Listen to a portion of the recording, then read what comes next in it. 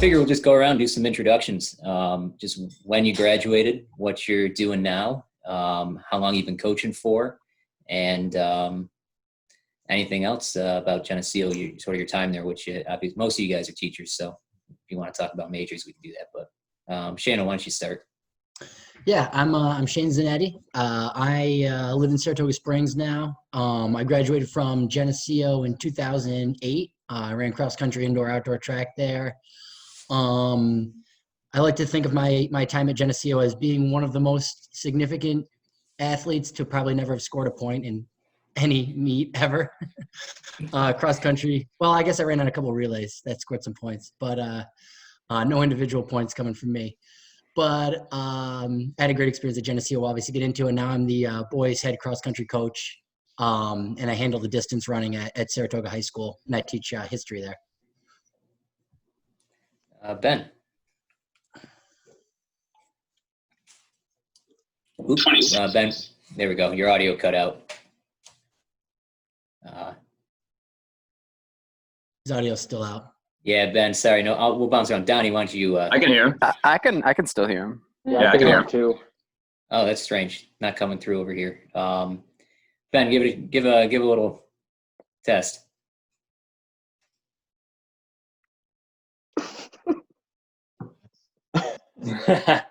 We don't need to hear him, Pop. Yeah, I guess not. Hopefully it comes up on the recording. That'd be the question. Yeah, he'll rejoin. All right.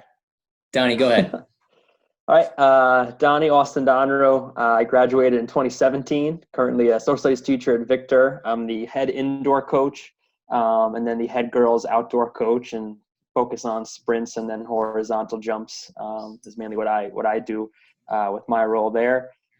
Geneseo was awesome, great experience. Little injury plague towards the end of my career, but just loved the sport, which is why I wanted to keep it going and get into coaching. So definitely kept me going there. Awesome, Donnie. Chrissy. Hey, my name is Chrissy Wolcott Close. I live in North Carolina now, Winston-Salem. I did a 7-year stint at St. John Fisher College coaching. Down here, I work at JDL Fast Track. It's the indoor track and field facility that D3 was supposed to have their nationals at this year. I coach a bit of high school down here. I was at a all-girls boarding school coaching for a little bit, and this season I was at another private school, but that got cut short, obviously. I graduated Geneseo in 2006. I ran indoor and outdoor sprints. My experience there probably wasn't the greatest. Didn't have the greatest coach, so I love seeing all the sprints just getting demolished now. So kudos to you, Poppy. Oh, thanks, Chrissy. Billy, just going across my line here. Sure. Thanks, Pop. Billy Hall, I graduated in 2007 from Geneseo. Distance runner while I was there. Fell in love with running at Geneseo, and then still continue today. Coached at Sachem North from 2007 to 2017. Distance coach, cross country, indoor, outdoor, and a physics teacher there. And for 2 years, I was an assistant principal, and now I'm a middle school principal. So no longer coaching, but still love the sport, still love Geneseo, and glad to be here with all you guys. Thanks. Thanks. Ben, why don't we give it another go? All right. How about now? Yeah, we got you. All right. I'm Ben Walk. I graduated from Geneseo in 2016. I think I'm probably similar to Zanetti in not many points, but a lot more involvement than the points. My time at Geneseo was entirely colored by the track and field team and by T-team. And I think that's made me the coach I am today. My time at Geneseo certainly made me the person I am today. And I'm grateful for it every day that I get to keep working with track and field athletes. Thanks, Ben. Ben, what are you doing now? Oh, yeah. I coach at Oberlin College. I've been coaching at Oberlin College for the last 2 years after coaching for 2 years at Geneseo. And it's, all 4 years have been wonderful in very different ways. Mr. Hunkovic, the award for best facial hair out of the gates. Thank you. Appreciate it. 3 months in quarantine, it's going to get weird. So thanks. Ross Hunkovic. I grew up in Enwell, New York. I went to Geneseo from 2002 to 2007. I was on the 5-year plan because of choosing my teaching major late, and also had a lot of injuries, so I wanted to take advantage of some extra eligibility. History and secondary education major there. While I was at Geneseo, I think I had either 2 or 3 stress fractures, missed about half my seasons, so I didn't have the usual path of success. It was a lot of ups and downs, but had a lot of great teammates. Many of them are in this room. Had a really supportive coach in Mike Woods, who I know a lot of people across New York State and the SUNY system in the country know. And upon graduation, I took about 8 months and lived outside of New York for a year and ran for the Westchester Track Club, but then came back to Geneseo, got my master's, and then started teaching in 2009. I'm currently at Victor High School. I've been there since 2012. I teach history in the high school, actually with Donnie. And I am the head cross-country coach there in the fall and the head boys outdoor track coach, once again, with Austin. So. And then Mr. Chai. Hey, I graduated Geneseo in 2010, and one of my greatest accomplishments at Geneseo was getting second place to Shane Zanetti at a food eating contest. There's 2 people in the contest. Yeah, that's true. Had a great time at Geneseo. Graduated in 2010 with a degree in biology. Went to SUNY Brockport and got my master's in science education. While at Brockport, I was the assistant coach for the team there. And after that, I moved to Mexico for 2 years. Taught middle school science down in Mexico. Came back, and I've been teaching ever since, coaching along the way. And right now I'm at Arkport Central School. I'm the head cross-country coach and the assistant track coach. A little bit of success running on your own too, huh? Couple marathons here or there. Best Boston finish, what was it? 11th.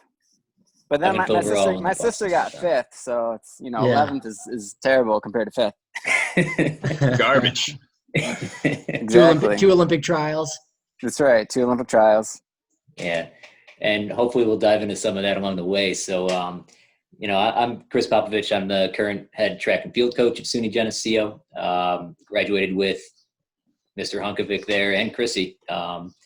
2006, I went back in 2007 to use the remaining season of outdoor eligibility, and somehow got allowed to do that.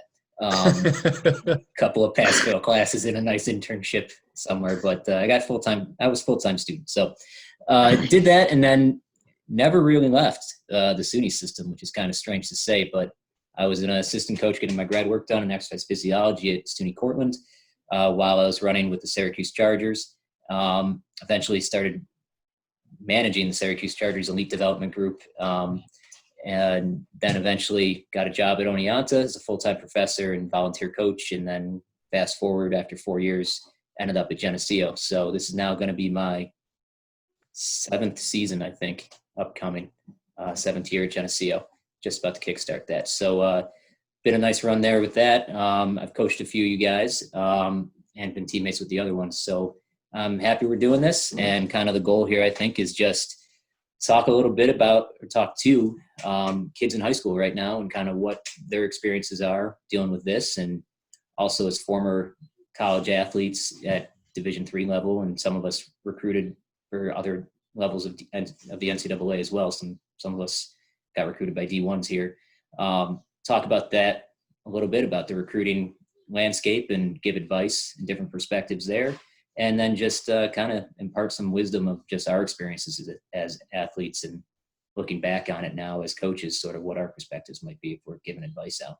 So hopefully anyone who sees this enjoys it. Hopefully some of our alumni enjoy it too, just to see a few of us kicking around.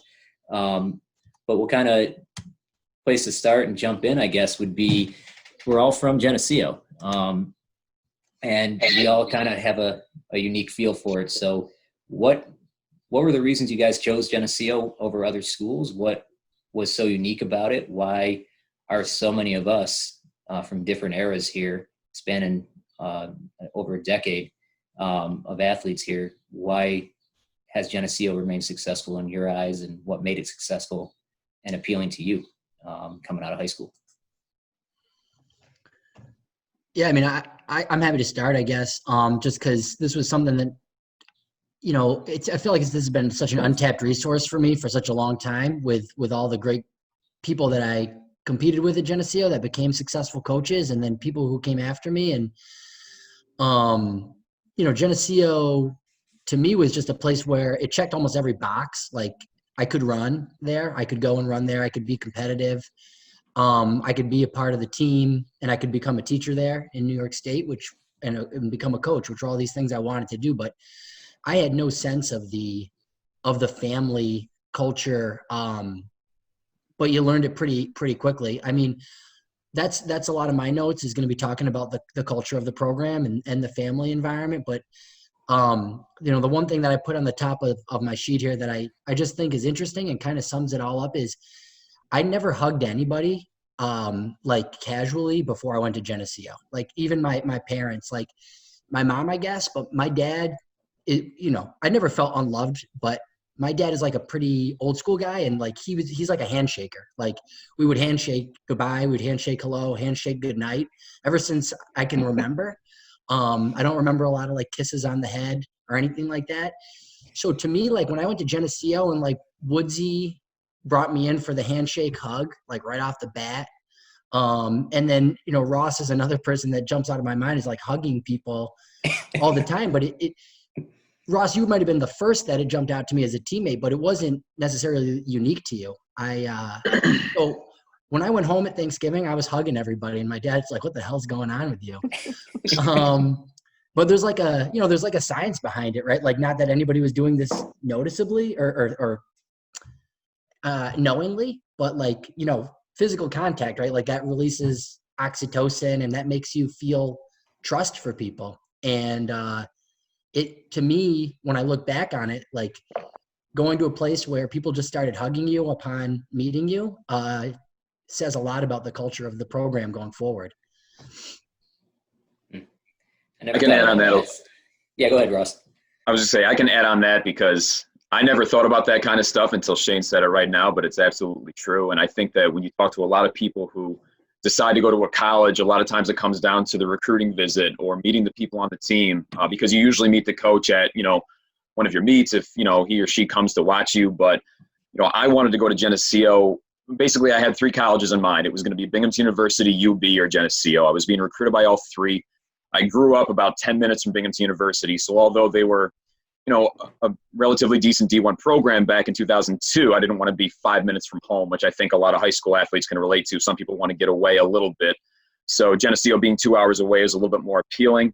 UB put out some decent runners, but, you know, when I met the runners there, it didn't really seem as though there was as much of a cohesiveness with the teammates. And then, you know, when you walk into a practice at Geneseo and you see everybody together, you just get this sense of authenticity and a really unique group of people that are incredibly competitive and really want to win, but at the same time, it's not cutthroat, and they really care about the people there.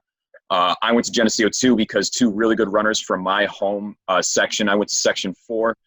Mark Russin and Jason Casey, both of them had awesome careers at Geneseo, went there. So I was kind of in a way following the other good runners from the section.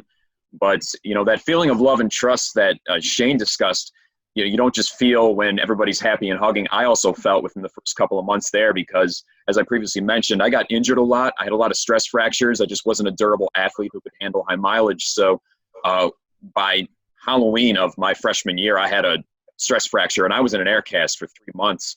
And, you know, I initially kind of thought like, oh, man, did I make the right decision? I could have gone other places. Should I even be running in college? And within the first week, I talked to Woodsy, and he was like, look, here's what we're going to do. We're going to go to Dansville Hospital. I'll get you the bone scan. I know you don't have a car up here, but I'll take care of you. I'm going to get you into the pool so you can keep on training. I'm not going to forget about you.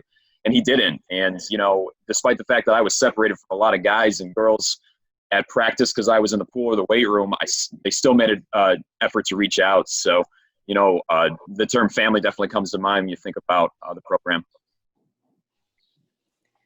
However, you guys, kind of piggybacking on that, when you think about culture at Geneseo, we're all coaches. How have you guys, is there anything you've taken as a coach and kept in mind as you're developing your programs or working with your athletes, something that stood out as part of the experience of Geneseo that you use now or take with you forward into your programs? Yeah, I'll take that. So I was lucky. I kind of walked into a program at Oberlin that already had a pretty strong family culture. But my experience at Geneseo kind of made me look at the culture I walked into and this is good, but it could be better. Because I had a very similar experience to Ross in that, halfway through my freshman year, I was not running at all. And I became, more invested in the team and more ingrained in the culture. And, I gained leadership roles in my time injured. So starting my own coaching career, it was pretty obvious to me that one of the things that made Geneseo successful, and one of the things that I think makes any good team successful, is this difference between your stature on the team and your running ability. That you can be a stronger or weaker runner and still be a leader and still really matter across the entire team. I mean, that was key team for me at Geneseo. I think all of my best experiences, if I had to make a top 10 list of my favorite, moments at Geneseo, all 10 would be on T-team. For the high schoolers watching, it's the group that basically runs around with body paint at the cross country postseason meet. But that's the fun and the fanaticism of it. But I think the important part of it is that it's this space where every single member of the team gets to go to the most important meets of the year and be part of the process and really feel important to the end goal. And I think from my first day on campus, I had the sense that, every single person in the group was really going to matter. Donnie, you seem like you were going to jump in there. Go ahead. Yeah. So I think as like a high school coach, especially, it's important, like at the end of every year when a senior class graduates, there's only going to be a couple athletes that go on to continue to compete at the college level. And we're just trying to make sure that the rest of the kids that were on the team, whether it's our 80 kids or up to, I think we're going to have a heck of a lot this spring, that they just have a passion for the sport and like they are into it. They're looking at what's going on in other professional races, amateur races around the country and the world and things like that. But just getting the kids to really be like that family environment and supportive of each other as much as they can is really what we've been trying to push. Whenever we go to a meet at RIT at Brockport, we are one of probably the only few programs that tell the kids you need to be at the meet until our last athlete's done competing. There are other programs where a kid will run their first race, mom and dad sign them out, and they're gone, and they still have teammates ready to go. And I know, just being part of the Geneseo team, I could never imagine leaving, because it was such that family environment where everyone was passionate, that we have, and we've seen this over the past few seasons. I think Ross can attest to this. Like at first there's pushback. No, we want to sign our kid out. But as the seasons have gone on, the kids have really grown together, and they're on the outside of the track cheering everyone on. They're going over to events maybe they don't train with, and they're happy that they get to stay to the very end to support each other. Yeah, that's awesome. Billy, you built a program, it seems like, on your own there at Sachem over your period coaching, and built it into a pretty successful one. What were some of the key things that you feel like allowed you to do that? Well, I think what Ben was talking about before is huge, as far as just like valuing every single kid on your roster equally, and not placing emphasis on maybe your best few runners, because I think there's lessons to be learned on a roster from every single kid. I'm thinking of a kid in the back of my head right now, not one of our fastest athletes, but gave one of the most passionate senior day speeches I've ever heard. And the rest of the team he wasn't a captain, but the rest of the team would have run through a brick wall for this kid. And it just motivated everybody. And I think celebrating all those kids, but then also having accountability like top to bottom is important. I think oftentimes too, the best athletes get away with a little bit more than everybody else. And I think that's something else that the kids on the teams that I coach knew. Everybody was held to a high standard. You were expected to show up to practice at a certain time. You were expected to work hard like everybody else. And there was no shortcuts to success. And then I think the other thing that Shane was talking about is huge. It's all about culture. And I've always told the athletes that I've coached that you have to believe in what your coach is telling you. You have to believe in your athlete and your teammates. And if you have that, you're going to be fine. But if you don't, you're missing key ingredients. You mentioned it, top to bottom of the roster. Chai, you were, I believe, you barely squeaked down the roster at Geneseo when you were a freshman, if I remember. What was your 5K PR in high school? My 5K PR in high school was about a 16:40. Okay. And now you run a marathon at what pace? A little bit quicker than that. Yeah, a little bit quicker than that. It just resonated there, Billy, when you said, top to bottom. I think about Geneseo's history of developing athletes. We're a D3 school. We don't get the cream of the crop in every kid out of high school. But if they want to work hard, it's a sport where you can get better if you dedicate yourself to it. And I think Chai exemplifies that through and through. I mean, Chai, you went from a guy that was recruited a little bit, but just wasn't really developed in high school, to a guy who's doing just crazy things now. Fast forward, how many years later, but you ended up being the top runner with Lee there. Your last couple of years at Geneseo, you guys were top in the country. Yeah, I mean, it goes all the way back to high school. Like you said, I went to a small high school, Mount Morris, which is kind of funny because Ross didn't want to go to school close to home. I went to school right down the road. Mount Morris is the town over from Geneseo. But I would always see Woodsy at all these dual meets and all these invites. And I didn't really know who he was. He just was like this crazy old man that, be walking around. He'd come talk to me after races. And I went for a recruiting visit at Geneseo. And we met up with the team, went for a run. And then we went over to Shane's suite. And we played some Super Nintendo, hung out.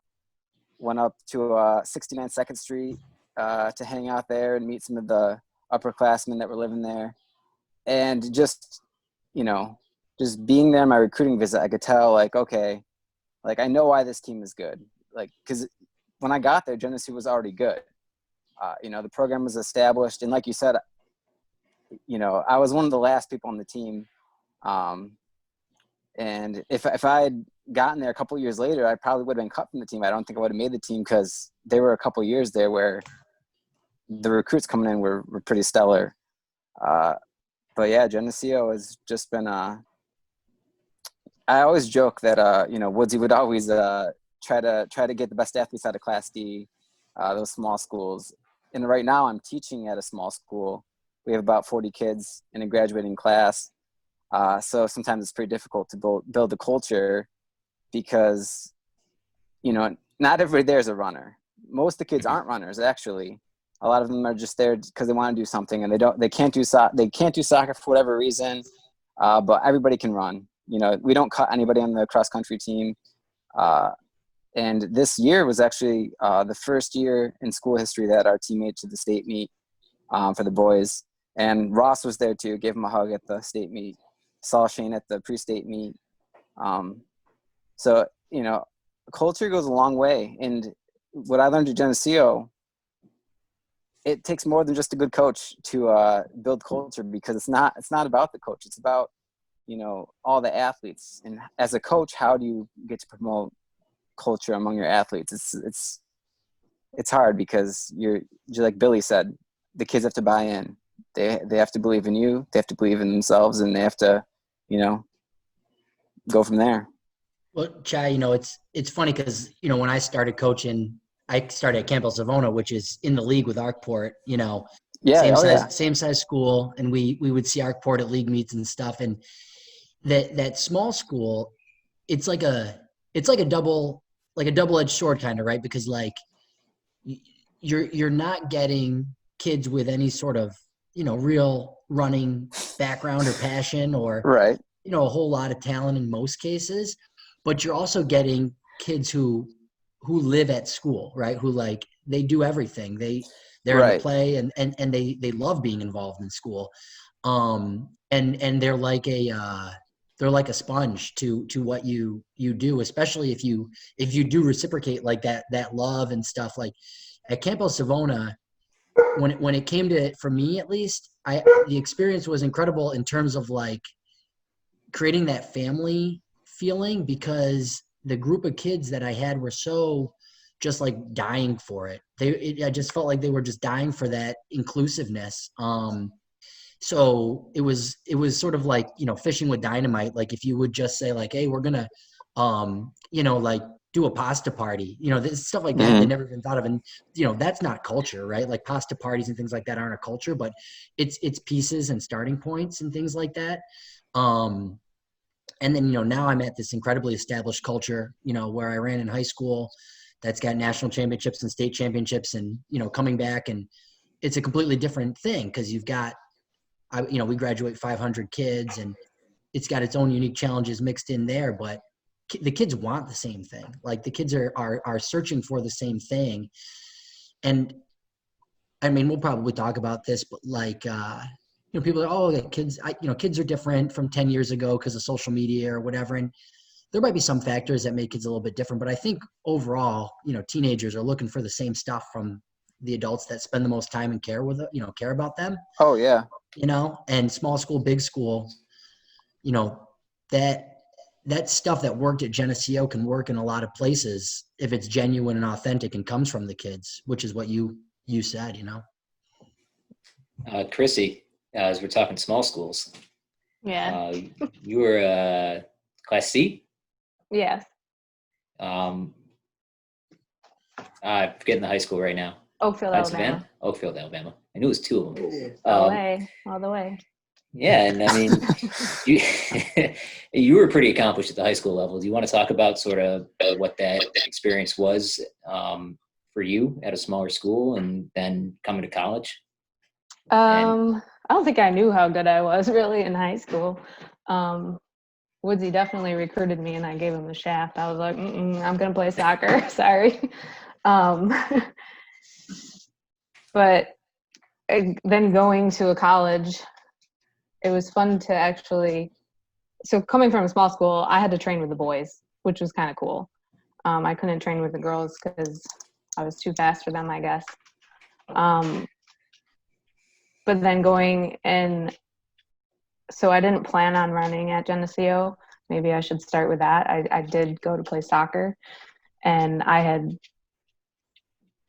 no desire to run in college. Woodsy was very persistent, and I got sick the summer going into freshman year with mono, and so soccer was very hard for me because I was cleared to play the day preseason started, and it took a big toll on me. I was tired a lot, and I made the team, but I wasn't myself. I wasn't playing. So I quit the team because I wasn't really happy with it, and Woodsy reached out to me. So for all you coaches, that was good in his playbook. He made me feel wanted, and he was very kind about how I felt and bringing me back slowly and making me feel important. So you were state champion. I mean, I ran for him. Yeah. So coming from a small school, I feel like Geneseo, when I was there, I mean, the sprint crew was small. Mm-hmm. So I didn't feel much of a change, I guess. Mm-hmm. I mean, the competition, I guess, gets a little harder. You come in as a state champion and like the best in your county and never really losing much. And then you come to college and you're like, oh, okay, running with some faster people here. I mean, but it's always good to be humbled because that makes you want to be better and work for it. When you're starting your coaching career, how did your experiences at Geneseo kind of thinking about culture shape how you approached what was a startup program really at Fisher during your time there? They just created their track program. So I guess my goal was for my team at Fisher and my athletes to feel like they were a part of a family. Because honestly, I think you guys in the distance team at Geneseo were were very inspirational to me as a coach because, I mean, I hate to say it, but it's true. I didn't feel that in the sprint group at Geneseo. And I know the distance guys and girls, they were very welcoming, and, you know, they tried to pull all of us in, and I'm not sure it was accepted as much, not accepted, but maybe taken like it should have been. I felt a little separated as a sprinter. So becoming a part of that team was sometimes hard. You guys made it look easy, and you kind of made me want to be a distance runner, but talents lied elsewhere. So that was kind of like a main goal as a coach. I wanted all my athletes, you know, my distance, I wanted to create that togetherness, that wholeness. So like, even though distance runners go out and run and they do their own separate practices, you know, like what can we do to bring us all together so it's all a team thing? And the sprinters can be friends with distance, can be friends with throwers, and support them at the meet. So it's not just, you know, your own group cheering for each other. And so that was big. And a lot of that had to do with my experience at Geneseo. Mm-hmm. I think all coaches in track understand that challenge. It's an individual sport. We have training groups on an island, certainly from each other. And one of the things I learned quickly, reflecting back on myself as an athlete, once I became a coach at a college, the athletes notice. The athletes notice who within the team is a close-knit kind of training group and who isn't. And that's a big factor in how I approach everything still now at Geneseo, is things where distance, when we were athletes there, did their thing and sprinters did their thing. We almost never interacted at a practice. And we interacted socially, but, you know, trying to find ways to bridge that gap so that people appreciate each other and respect each other and support each other. And, you know, Austin touched on that with what he's trying to do with his program at Victor, and trying to make everyone feel like they're a part of that program. So there's challenges with that in track and field, certainly. And I know I've noticed that as a coach, that's the athletes bring it up. We want to be closer. How can we do this? And it's kind of on us as ways to figure that out with what we do. You know, I heard a few of you guys touch on that word believe along the way. Anyone want to chime in on sort of where that comes from at Geneseo and what it means to you guys? You know, we seem to all carry that with us into our programs, I think, nowadays. I mean, I hate to keep hitting the same spot, but I think it comes from the family, where, you know, Ross touched on being hurt all that time. And, you know, you have all this time where it's process, and you're not seeing a result. And there's got to be this faith. You know, Woodsy used to put it, believe in your teammates, believe in your training, believe in yourself. You've got all this time where all you have is the workouts you're putting in and the people you're next to. And there's just a certain amount of faith that has to go into the outcomes down the road. And for me, believe was always just about leaning on my teammates, knowing that they looked at me and saw something better than, you know, I'd ever been before, because I knew I was looking at them. And, you know, if I was looking at a guy who'd been stuck at 4:21 in the mile, I wasn't seeing a 4:21 miler. I was seeing a guy who was putting in the work to run 4:15. And so just knowing that, you know, these people were all that much better through my eyes, I was able to go out and put my work in, knowing that, you know, all I had to do was become what they already thought I was. That was belief to me. Donnie, oh, sorry, go ahead, Shano. No, I was going to say, I mean, this is something that I want to talk about too, but I've talked a lot. So, I mean, I don't know if we want to go around the horn with this one before we branch into something else, but I definitely, I'm not going to say anything now, but I want to hear what everybody has to say on this one, I think. No, I think I do too. So, Donnie, I mean, you I can chime in. I'll start with the guys that were there during that coaching transition, and, you know, Ben was there for that, and then yourself, and sort of how you view that phrase. Yeah. So with the whole idea of believe, I think with a lot of the track seasons, especially I'm thinking of like the indoor season, where if you are a sprinter or a field event athlete, you're doing off-season training in the summer, you're doing captain's practices in August, September, coaches come around in October, and then you're still not even competing till December. And I think I see the same stuff with my athletes with indoor, where like the training and not knowing what's going to happen in when I get to competition in a few weeks and things like that. I always tell it's my email signature, it's my header on Twitter. If you believe in yourself, and you're halfway there. And as long as you can believe in what you're doing, what the people around you are doing, you're going to be good. And when we had that coaching change my freshman going into sophomore year, you have everything just changing from how certain or different athletes are going to perceive the change, how they're going to welcome the change, or maybe shy away from it, or even in some cases run away from it.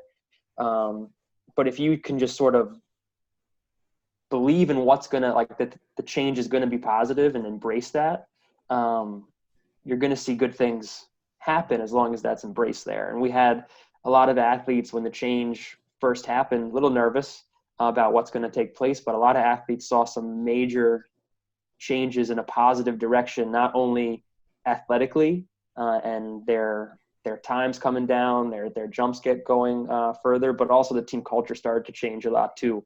And I think that's where a lot of this believe in our certain ideas as coaches now came from, was when that coaching change sort of happened there. Russ, I'm going to toss to you, man. We came in to a program that at Geneseo, Woodsy was in maybe his 8th or 9th year at the helm. He coined that phrase, SUNY G Believe, and that he pitched that idea, believe, to all of us. And as Ben and Donnie touched on a little bit, looking back, as we were probably older crew in here with Chrissy from earlier era, what's your view on that, and how is kind of what you see of it these days now too, how that's sustained itself almost? Wow.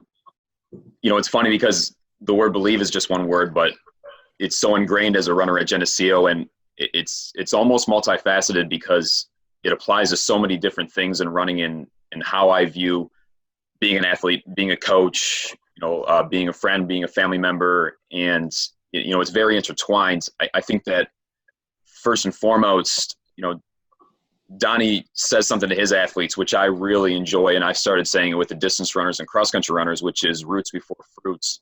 A lot of programs say believe in your fitness and trust the process, and all those things together basically just mean that it doesn't matter whether you're trying to run a PR in the 60-meter dash or the 10K. It is a process, and it's going to be a slow process, and you have to be able to weather the storm and really fall in love with that process over time. And that's hard for, especially high school athletes, especially with a generation that's more instant gratification than we had 20 years ago. But the best athletes truly do believe in their process, and that helps you shed a lot of the doubt during the time of the season when it really matters, like championship season. For myself personally at Geneseo, belief also came down to the person in the huddle right before they shoot the gun at cross-country meets, or, the pack of the whole team together getting pumped up before the SUNYAC championships. To really be successful as a team, which, cross-country and track are team sports, you got to believe in the person next to you. And, when we had our most successful seasons, I didn't have a shadow of doubt that the person next to me, whether they just barely made it to SUNYACs or they were shooting for a national championship, they wanted it just as bad as I did. And that takes a long time to get established. And that's something that Donnie and I are trying to work on now at Victor, and it's a process. Myself personally, I got hurt at Geneseo as often as I completed a season. And, one of the things that I remember Woodsy saying to us my sophomore year, which is the first year that I completed cross country all the way through, was you're going to run your high school 5K PR en route to an 8K PR. And that's a pretty scary thought. If you think about, if high school athletes end up watching this, if you're a 1630 guy in high school, or if you're an 1820 girl in high school, and your collegiate coach says, hey, look, you're going to hit your PR and keep going within a year of this training, that could be scary. But it all comes down to trusting the coach, knowing that they're going to have your best interest in mind. They're going to set you up for success. And also, I know you guys are going to talk more about training later, but it's about tailoring a program specifically to that athlete, which is something that I needed to be successful and healthy at Geneseo. So, I think it's just a lot of buying in and understanding that, it's a big picture. And if you're on a good team, you're never alone, whether you're aqua jogging in the dive tank or, trying to set a school record. Certainly. Billy, I'm interested in your perspective too on this. You've kind of transitioned into more administration now too. I mean, the word believe and what you see with, how is it related to the typical kid in high school nowadays? And, the way we phrase it, SUNY G believe and all it means. You want to kind of touch on sort of the applications of that sort of phrase? Yeah. I know it's kind of like easy to say kids have changed and, they don't care as much or instant gratification and all that. But I still think when push comes to shove, kids want to know that somebody cares about them, that their coaches care about them. And I think that like, it doesn't, to me, it's not always just about the X's and O's, like drawing up the perfect workout for a kid, 2 days out before their biggest meet. It's about that conversation that you had with that kid on the third day of practice to see how they're feeling, asking how things are going in school, what's going on with some of the other guys on the team. Are they making friends? Are there any girls that they're interested in? Like just those things. And I think like, it's the saying, a bunch of bricks lays the foundation, that mantra, you got to start those things early, and you're not going to you can't just decide like the last few weeks of the season, like, all right, I'm going to kind of go for it either as an athlete or a coach. And I think kids, if they know that their coach cares for them, and they know that their teammates care for them and they are supportive of one another, that culture is just going to happen. Those kids are going to run well. They're going to believe in their training. And then I think also too, from the coach's perspective, there's got to be consistency with that message too. That the idea of belief, like you can't, as a coach, just right before the biggest meet of the season say, all right, guys, we got to believe in each other. We got to go out there, believe. It's got to be something that you talk about from day one through the end of the season. Otherwise kids are going to call you out. They're going to call, they're going to realize it's a sham. They realize those things, and as they should. So I think it's that consistent approach to believing in yourself. And I always used to tell the kids that I coach, this isn't the best workout, but you have to believe it's the best workout, or we're going to believe that it's what you need right now. You can go and look up training logs of other kids and maybe they're running more miles or maybe they're doing this workout, but it's all about trusting the process and believing in yourself. Thank you. I think that's a great way to put it. Shano, you rounding back on where you're going before. Yeah, a lot of you guys are hitting on these things that I'm 100% on with you guys. It's like you're reading off of my notes here, but like individually, like I struggle terribly with this, right? Like if any of you guys know me, when I ran in college, this got better for me, but it was bad, and it was really bad in high school. I ran 451 and 209 in 8th grade. And I graduated high school running 443 and 203. So, I somewhere along the line, I totally lost my confidence as an athlete. But I got, good enough to be able to run in college. But I didn't get much better on paper.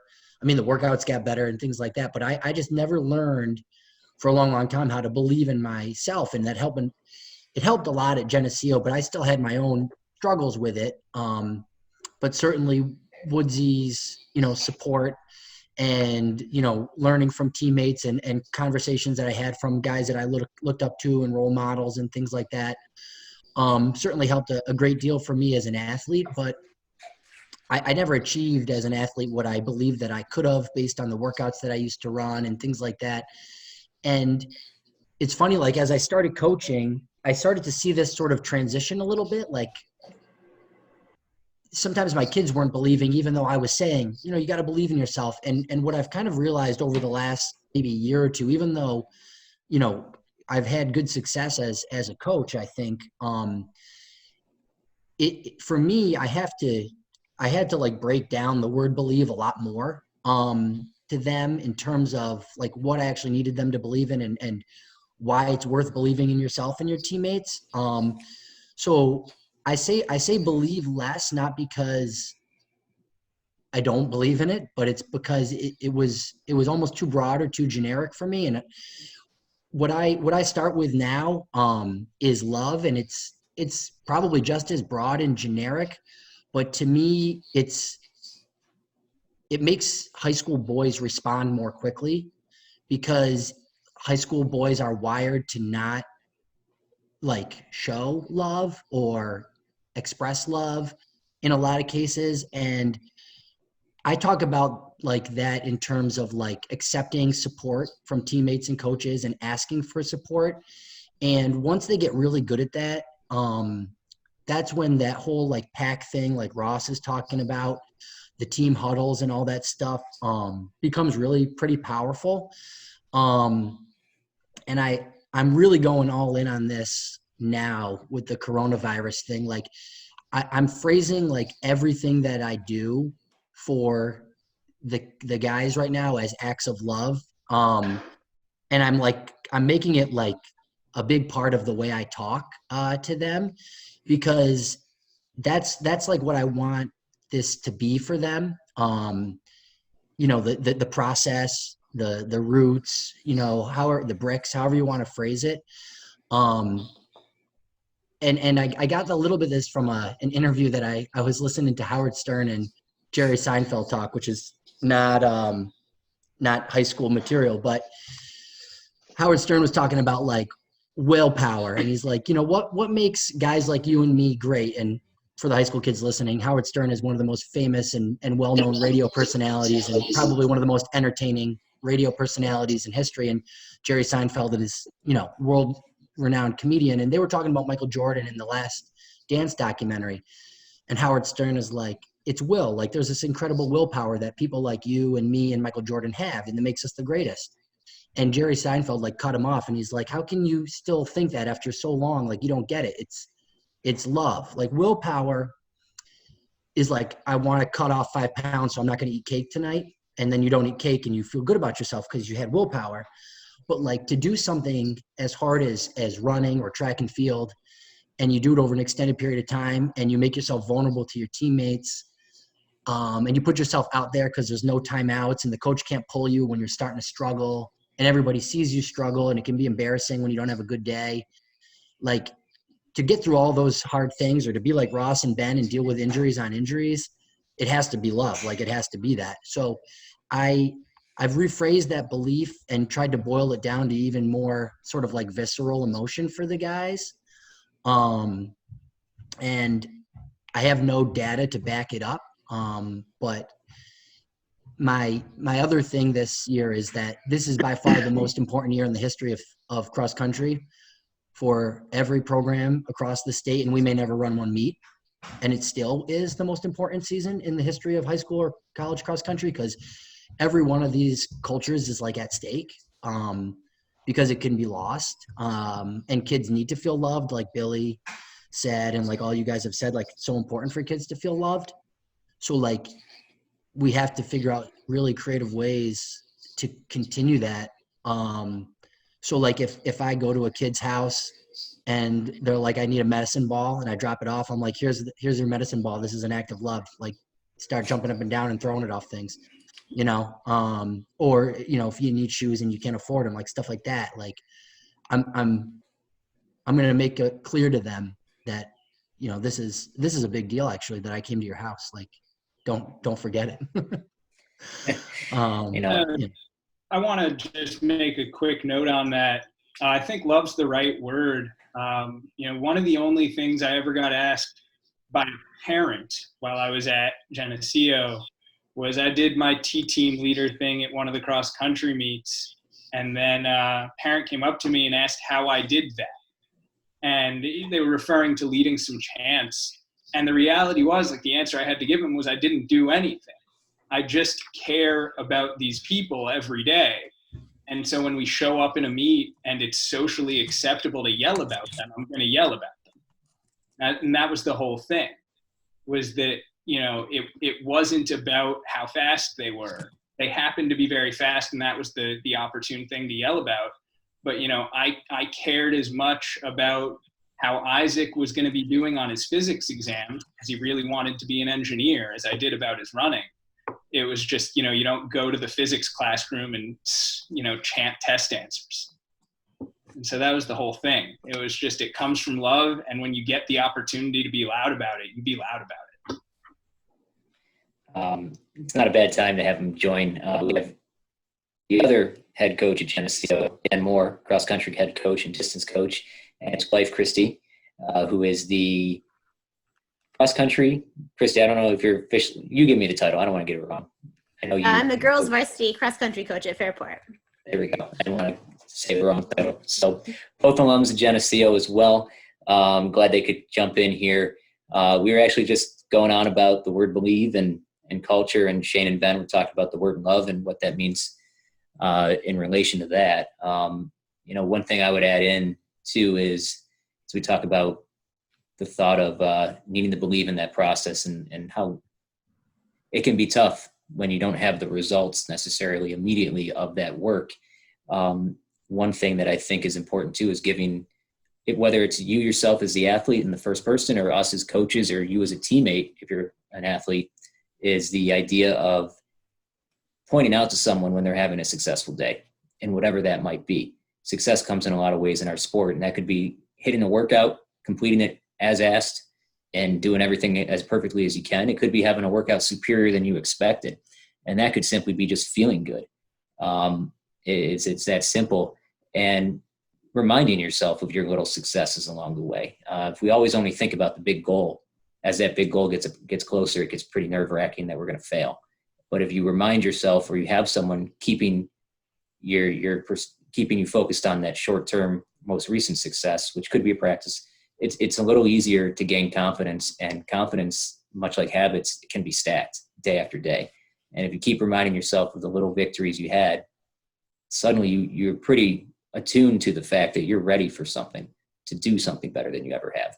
I know for me as an athlete, I needed the validation of certain workouts that I knew were hard workouts in the past, and I would put that on my schedule, or as when I was coaching myself, or if I knew they were coming up as an athlete in college, that workout was brutal last time I did it, or I knew my results. If I could better myself from the previous time I attempted that was a lot of confidence I could gain, because I knew what the results were previously in the meets. So little things like that, I'd go out of my way to try to find ways to tell myself or remind myself that I was improving before the big meets. I think that's important too, as we talk about that.